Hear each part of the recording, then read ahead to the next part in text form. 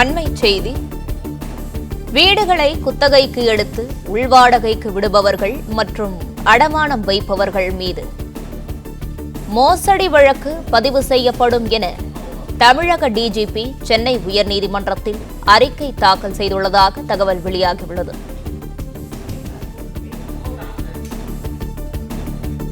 உரிமையாளருக்கு தெரியாமல் உள்வாடகைக்கு விடுபவர்கள் மீது மோசடி வழக்கு பதிவு செய்யப்படும் என தமிழக டிஜிபி சென்னை உயர்நீதிமன்றத்தில் அறிக்கை தாக்கல் செய்துள்ளதாக தகவல் வெளியாகியுள்ளது.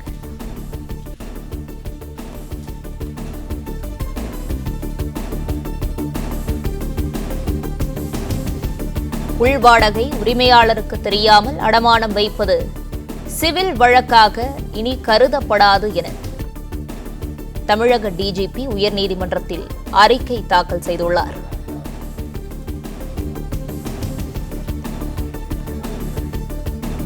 வீடுகளை குத்தகைக்கு எடுத்து உள்வாடகைக்கு விடுபவர்கள் மற்றும் அடமானம் வைப்பவர்கள் மீது மோசடி வழக்கு பதிவு செய்யப்படும் என தமிழக டிஜிபி சென்னை உயர்நீதிமன்றத்தில் அறிக்கை தாக்கல் செய்துள்ளார்.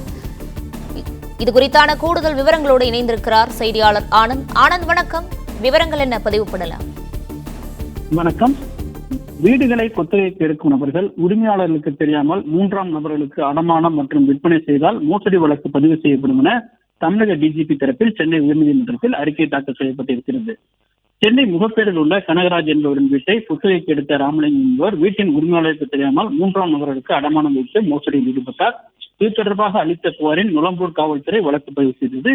இந்த வழக்கில் கைது செய்யப்பட்ட ராமலிங்கம் ஜாமீன் கோரி தாக்கல் செய்த வழக்கில் விசாரித்த சென்னை உயர்நீதிமன்றம் இதுபோன்ற மோசடிகளை தடுக்க எடுத்த நடவடிக்கையின் குறித்து அறிக்கை தாக்கல் செய்ய வேண்டும் என காவல்துறைக்கு உத்தரவிட்டிருந்தது. இந்த நிலையில் இந்த வழக்கு நீதிபதி ஜெகதீஷ் சந்திரா முன்பு மீண்டும் விசாரணைக்கு வந்த பொழுது காவல்துறை தரப்பில் ஆஜரான அரசின் வழக்கறிஞர் சந்தோஷ் தமிழக டிஜிபி தரப்பில் ஒரு அறிக்கையை தாக்கல் செய்தார். அதில் இது போன்ற புகார்களை சிவில் வழக்காக பதிவு செய்யாமல் உடனடியாக மோசடி வழக்காக பதிவு செய்து விசாரிக்க வேண்டும் என அனைத்து காவல் நிலையங்களுக்கும் சுற்றறிக்கை அனுப்பப்பட்டிருப்பதாகவும் மோசடியை தடுக்கவும் கண்காணிக்கவும் மாவட்டம் தோறும் உயர்மட்ட அளவில் அதிகாரிகள் நியமிக்கப்பட்டிருப்பதாகவும் இந்த மோசடியை தடுக்க விழிப்புணர்வு ஏற்படுத்தும் வகையில் விழிப்புணர்வு வீடியோ தயாரிக்கப்பட்டுள்ளது எனவும் இதனை ஊடகங்கள் மற்றும் சமூக வலைத்தளங்களில் ஒளிபரப்படும் எனவும் அந்த அறிக்கையில் தெரிவிக்கப்பட்டது. இந்த விழிப்புணர்வை பார்த்த நீதிபதிகள் தமிழக அரசின் நடவடிக்கைக்கு பாராட்டு தெரிவித்தனர். மேலும் விழிப்புணர்வு வீடியோவை சமூக ஊடகங்கள் மற்றும் தொலைக்காட்சிகளில் வெளியிட்டு இது போன்ற மோசடிகளை தடுக்க உரிய நடவடிக்கை எடுக்க வேண்டும் எனவும் தமிழக அரசுக்கு நீதிபதி ஜெகதீஷ் சந்திரா உத்தரவிட்டுள்ளார். பிளே ஸ்டோர் மற்றும் ஆப் ஸ்டோரில் இருந்து பாலிமர் செயலியை QR கோடு மூலம் பதிவிறக்கம் செய்யுங்கள்.